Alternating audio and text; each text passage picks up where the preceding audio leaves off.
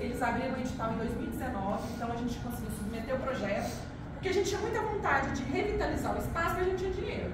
E o Banco Central, a cada dia que passa, o governo federal dá menos recursos e menos a gente consegue recurso para o museu. Então a gente falou, poxa, vamos realmente buscar fora banco, o que a gente consegue. Então a gente propôs, é um projeto de mais de 20 milhões que o Fundo de Defesa vem patrocinando aí pra gente, a gente vem construindo esse projeto junto com eles e financeiramente isso foi muito bom pra gente. Eu vou explicar o que será esse novo museu, né? Esse novo Museu de Valores e por que eu falo Casa da Economia. Primeira coisa, esse espaço ele será ampliado, né? Antes nós tínhamos um espaço mais ou menos de, não chegava a 1.000 metros quadrados, agora a gente já vai ter um espaço bem maior, de 3.000 metros quadrados só de área expositiva. Nós teremos também uma participação mais ativa do visitante, então o visitante ele acessa o espaço, ele vai poder mexer, vai ter, enfim, eu acho que 100% das atrações, além de ter interatividade, ou digital ou analógica, também terá acessibilidade. Tá? Então isso é algo que a gente sempre buscou também, né? Que a pessoa com deficiência ela pudesse entrar no espaço e pudesse tocar uma moeda, que pudesse sentir uma obra de arte que ela está vendo ali, que ela pudesse entender o que estava sendo exposto. Então a gente teve essa preocupação também. Interatividade digital e analógica, como mencionei. O fluxo de visitação vai ser um fluxo livre, tá? Então, assim, a gente não se ateve à questão cronológica. Então, assim, muitos museus, principalmente de numismática, focam muito nessa questão cronológica. O que a gente pensou? Claro que tem uma cronologia em uma atração específica, a gente colocou ali, ela está bem sutil, mas a gente preferiu não colocar a questão da cronologia porque a gente vai abordar outros assuntos. Tá? Então a gente achou melhor não fazer um fluxo, uma visitação ali, você vai ver isso ali no Império, Colônia, Império, enfim, a ideia realmente era deixar a visitação mais livre, também trazendo uma linguagem mais cidadã, né, se aproximando, queremos, ontem eu mencionei isso com o Bruno, com o Tenor, de realmente brilhar os olhos das crianças que vão visitar esse espaço. Tá? A gente precisa trazer, e daí eu venho até na fala do Oswaldo, que eu achei muito interessante, quando fala no colecionismo. Eu quero trazer essas crianças que elas olhem e falam, poxa, eu posso colecionar moeda também. Entendeu? É legal colecionar moeda. Olha que lindo, olha quanta a riqueza de informações que tem numa medalha, que tem numa moeda, numa cédula e tudo. Então, realmente, é porque esse espaço ele traga essa linguagem cidadã. E daí a gente repensou muito a missão do museu, em convidar o cidadão a conhecer e se reconhecer dentro da vida econômica, porque era uma reclamação que o Banco Central fazia muito com a gente, com o próprio museu, né? A gente tem um museu, a gente fala da história dos meios de pagamento, mas a gente não fala de economia. E a gente não fala de economia, e a gente não fala de economia colocando o cidadão no centro dessa vida econômica. Ele não é um coadjuvante, ele é o ator principal. Então a ideia realmente é trazer esse cidadão para esse diálogo, né, provocar esse diálogo, provocar essa reflexão, utilizando o acervo numismático. Tá? Então, assim, esse novo museu, a gente ampliou, né? Então antes nós tínhamos um museu que tratava só da história dos meios de pagamento.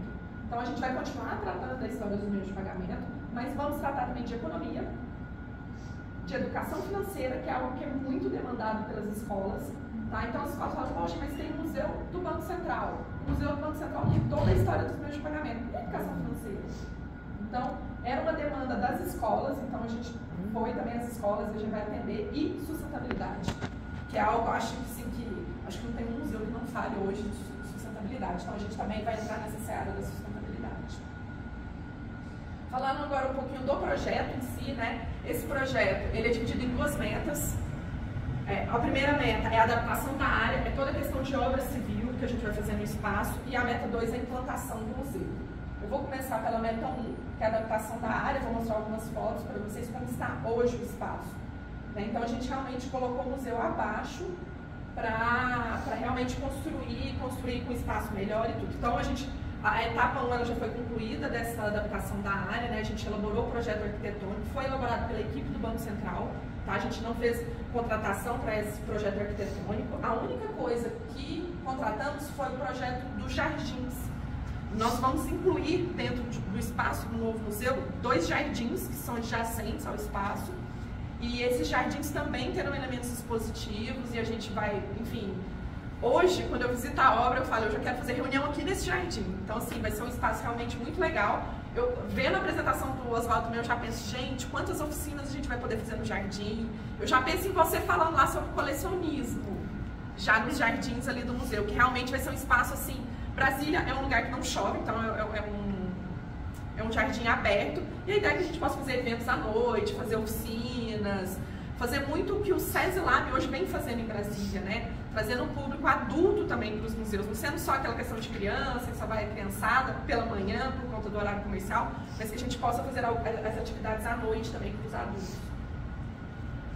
E hoje nós estamos com a obra, né, em execução, foi feita uma licitação, o valor hoje ela está em 10.700.000 a obra, e a vigência ela termina o ano que vem, em maio. A obra está dentro do prazo, tá? Isso é incrível para o governo federal e tudo, a obra está dentro do prazo. E em maio do ano que vem a gente termina toda a parte de obra, tá? Até o momento eu não falei nada de museu, tá, gente? É só obra mesmo.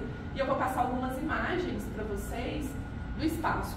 Aqui é a obra, quando a gente começou lá em agosto de 22, né? Então a gente tem um canteiro de obra ali que fica no estacionamento. A gente faz todo o acesso por fora, então não há nenhuma bagunça dentro do prédio, né? O pessoal conseguiu fazer todo esse trabalho. Isso aqui era um museu antes da pandemia, tá? Então antes, a nossa ideia era fechar o museu em 21, não era fechar em 20, mas a gente acabou que fechou na pandemia. Quando a gente podia reabrir, a gente já estava começando a obra. Essa aqui é uma imagem de antes. Aqui é uma imagem em agosto de 22, quando começou a obra, começaram a montar o canteiro. Aqui já é de março deste ano, tá? Então aqui vocês podem notar que já não tem mais a rampa, tá? Isso foi um ganho que a gente teve em pé direito, em acessibilidade. Então todas as rampas foram retiradas do espaço, então a gente não tem mais rampa. E aqui já é uma imagem um pouco mais recente, já está diferente já, em que a gente já consegue visualizar a abertura para os jardins, tá? E já a colocação do piso. Tá? Isso aí já está um pouquinho diferente porque eles já começaram a colocar fogo. Hoje à tarde eu vou visitar a obra mesmo e já vou ver a questão do fogo. Aqui é a área interna, né? Janeiro de 2020, antes da pandemia como era e como está hoje. Aqui no início da obra, aqui é como está hoje. Hoje realmente virou um grande galpão, né? A gente consegue visualizar, então esse espaço ele terá aquele acesso assim que a pessoa vai conseguir realmente ficar livre ali dentro, né? Ele será bem aberto, será uma expografia mais aberta. E aqui em setembro a gente já tem algumas áreas que já está com piso, então essa aqui é uma área de exposição temporária que eles já até forraram para a gente não estragar o piso que foi colocado, então já começa a parte de acabamento, né? E essa área também, a fotografia de cima também, toda essa área já está com piso, tá? Fiquei sabendo ontem que toda essa área aqui já está com piso. Agora vamos para a implantação em si, né, que é a outra meta que nós temos com o projeto. A primeira etapa para essa meta foi conversar com as pessoas, conversar com os stakeholders. Realmente, com quem que a gente conversou? O primeiro público que a gente conversou foram os professores, que é o nosso maior público, né? Cerca de 80% é o nosso público de professores de ensino, tanto público quanto particular. Nós então fomos até os professores, conversamos com professores, tanto que visitaram já o museu, isso no passado, mas professores que nunca visitaram. Falamos com influenciadores digitais, servidores do Banco Central, economistas e numismatas. Então a gente falou com algumas pessoas também para tentar entender o que eles esperavam de um novo museu. Também realizamos várias visitas técnicas e reuniões. Deixa eu até voltar aqui, só para passar um pouquinho onde nós fomos, né? Com quem conversamos. Nós visitamos museus internacionais de referência em economia, então visitamos o MIT, que fica no México, que é um museu interativo de economia. Visitamos o Museu do Banco do Canadá, o Citeco, que fica na França, em Paris, que é a cidade da economia, e todos esses são museus. O MIT já foi do Banco Central, agora ele já é uma instituição separada. E no Museu de Dinheiro do Banco de Portugal. Museus brasileiros visitamos, Museu do Futebol, o Visa Experience de São Paulo, uma exposição Portinari, Museu da Língua Portuguesa, Itaú Cultural, MASP e Museu do Ipiranga, Museu Paulista. Então, esse foi até a nossa última visita. Então, assim, esses museus, claro, não significa que eles têm acervo numismático, mas nós gostaríamos de conhecer também formas de exposição, como eles utilizam para fazer a exposição dos seus acervos. E também realizamos reuniões de trabalho com, enfim, uma infinidade de equipes. Hoje, nós estamos nesse trabalho de elaborar o projeto museográfico, que é o projeto que realmente vai rechear aquele espaço. Então, é o que hoje encontra-se em andamento. A gente fez uma concorrência técnica e preço. Então, a gente conseguiu atrair uma das melhores empresas do país, do Marcelo Dantas, da Magnetoscópio. Ele é o responsável pelo Museu da Língua Portuguesa, Japan House em São Paulo, o que mais? Ele tem um Museu do Carnaval no Caribe, ele está fazendo no México, ele é bastante conhecido e bastante... no Brasil, ele é o mago da tecnologia para museus. Então, a gente achou bem interessante trazer uma pessoa como ele para essa concorrência e ele, felizmente, ganhar a concorrência, né? O que estava lá no final disputando era ele, a empresa dele e a Expoms também, que é uma grande empresa de museus do país. Então, os dois ficaram ali disputando ponto a ponto na concorrência. Claro que eu acho que qualquer uma das duas empresas seria uma excelente contratação para o banco, mas hoje ele está bem feliz com o trabalho realizado pelo Marcelo Dantas. E o contrato dele é de 4 milhões e 700. E a finalização, ele acompanha a gente até o final, até a implantação. Porque em órgãos públicos, eu não posso contratar uma empresa só para fazer o projeto e implantar. Eu tenho que contratar, fazer isso tudo de maneira separada. Então, primeiro, eu tenho que finalizar esse projeto museográfico, previsto essa primeira etapa para finalizar em março do ano que vem, e daí depois eu começo todo o trabalho de licitação para a contratação da implantação, que é realmente pegar todo aquele projeto e colocar de pé. É colocar um monitor onde está determinado, construir aquela solução. Mas enfim, eu vou mostrar algumas soluções aqui para vocês. Aqui é um pouco da planta, não dá para ver tanto assim no detalhe, dá para ver um pouco dos jardins. Mas assim, como vocês podem notar, realmente o espaço ele vai ser bem aberto para que as pessoas possam circular livremente no espaço. E eu vou mostrar as atrações que tem mais a ver com até a numismática, né? Claro que aqui tem mais atrações, é porque eu não tenho o desenho ilustrativo. Mas a gente já começa o museu com uma ampulheta de sal, em que realmente eu trago essa reflexão para o visitante, né? Primeiro trazendo sal como um dos primeiros moedas mercadorias, né, que as pessoas utilizaram para trocas, e a reflexão do tempo e dinheiro. Então, assim, a ideia é realmente a gente trazer em volta, trazer várias moedas mercadorias que foram utilizadas como troca. Então, assim, o primeiro passo do visitante do museu é realmente trazer essa reflexão, tempo, dinheiro, o que era utilizado como troca, para que a pessoa comece a pensar realmente em outras formas e não moeda, cédula, como a gente vê hoje em dia, como meio de troca. Aqui é uma das atrações que no início a gente chamava muito de cara ou coroa. A ideia, hoje ela já chama tesouros do museu. A ideia realmente é colocar nessas escotilhas os tesouros do museu. Então a gente fez uma grande seleção. Até hoje essa seleção ainda está não em discussão, a gente já fechou a seleção das peças. Mas assim, a gente tem uma numismata que foi contratada pela Magnetoscópio, né? Na verdade, a Magnetoscópio que contrata os profissionais e coloca em contato com a gente, e ela questiona muito a gente, né? Ah, por que vocês não colocaram isso? Eu falei, poxa, eu gostaria de colocar, mas a Magnetoscópio falou que eu só tenho 25 escotilhas, então eu só pude escolher 25 temas, 25 tesouros para colocar nessas escotilhas, para colocar como destaque. Claro que, com o tempo, eu vou fazer toda uma troca uma peça por outra, mas assim, foi uma escolha muito difícil, muito difícil, e até ontem mesmo o Denis me procurou e falou, Carla, eu acho que a gente vai ter que trocar uma escotilha. Exatamente, você tá sabendo, né, Bruno? Então assim, eu falei, meu Deus, mas na hora eu já tinha a resposta para ele. Quando ele falou, o que eu vou fazer? Eu falei assim, ou a gente acha, ou a gente vai trocar por essa.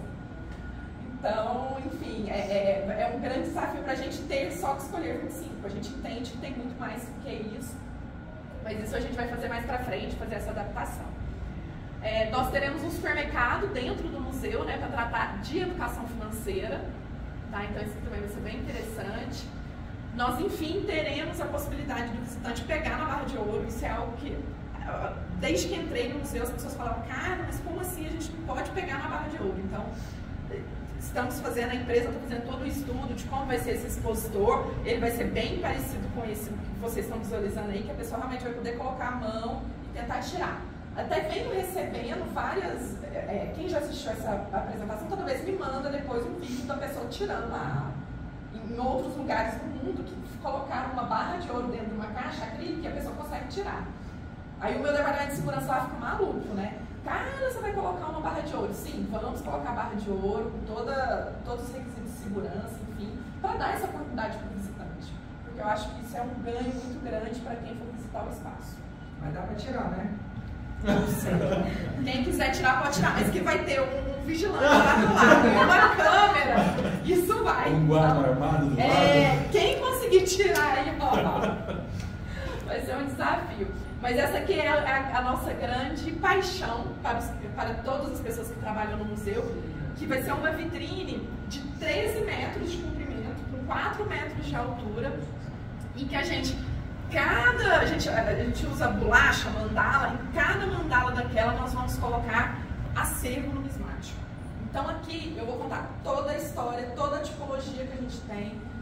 Enfim, aqui, aí eu já vou passar para o próximo, para falar, o museu, nós teremos mais de 2.900 peças distribuídas em 39 tipologias, tá? Então, em toda essa, a gente chama de numisfera, que nós vamos colocar ação, apólices de dívida pública, vai ter ficha telefônica, eu vou mostrar a imagem que eu tenho, eu não tenho ainda todas as imagens, tá? A gente está com o fotógrafo tirando foto de cada peça, porque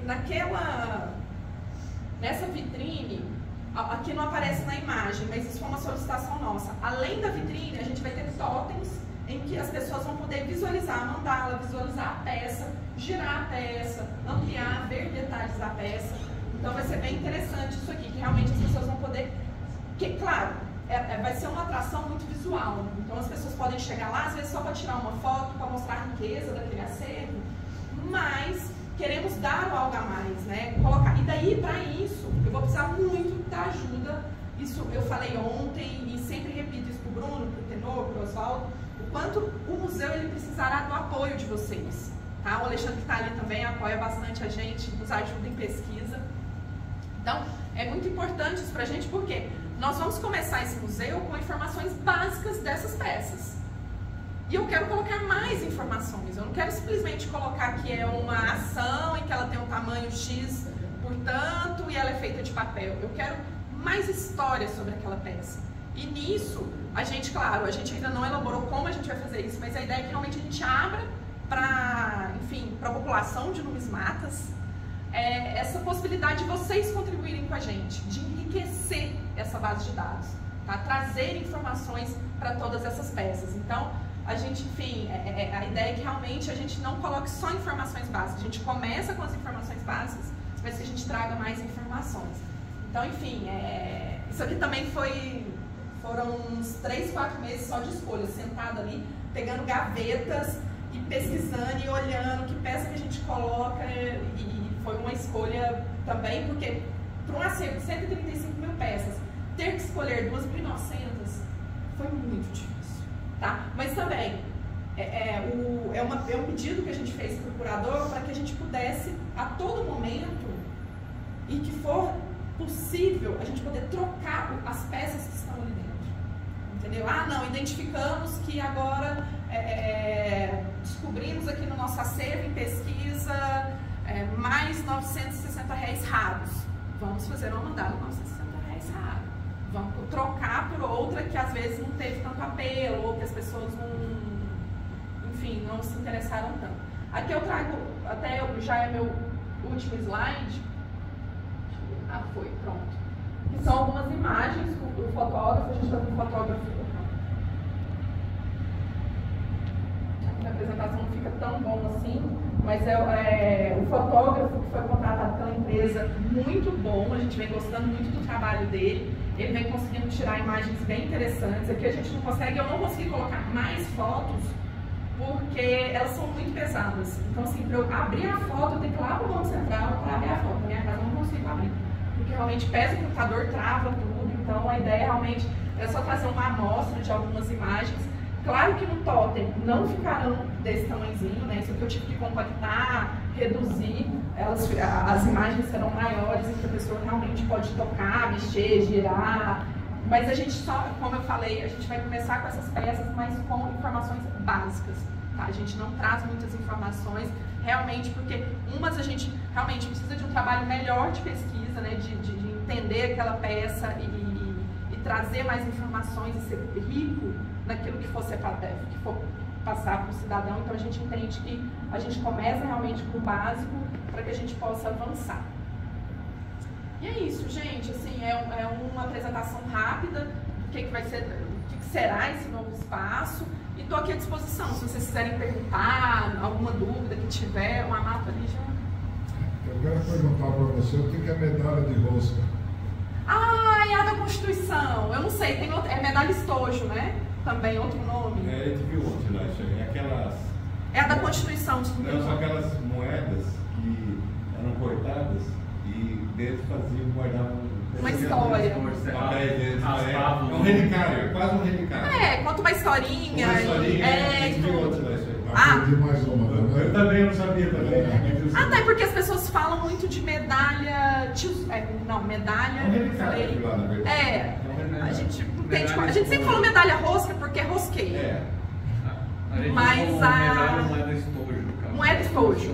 Moeda estojo. Eu já vi moeda estojo. Isso. Aí moeda, a gente preferiu não colocar moeda, a gente não, vamos colocar medalha rosca, que pra nós a identificação é mais fácil também. É. Mas é isso. Tem no seu catálogo? Tem no seu catálogo? Como você chama lá? Não entendi. Como você coloca a nomenclatura? Ou não tem no seu catálogo? Não conhecia.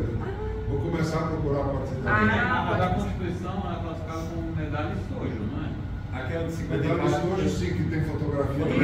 Fotografia da Constituição. Tem medalha que tem a Constituição. E tem a de São Paulo, de de 1954. É, a gente chama de medalha de rosca. É isso. Tem. Em São Paulo tem 1954 também, uma medalha com fotos de São Paulo. Ah, que legal! Mas tá lá no Museu Paulista? Ou não? Não. Tá com vocês da sociedade? Tá no catálogo. Show! Tá no catálogo. Essa é bem interessante, porque são quantas fotos? 12 fotos? Tem 11, não? Tem algumas edições que fizeram. De 9 a 11 fotos de São Paulo de 1954.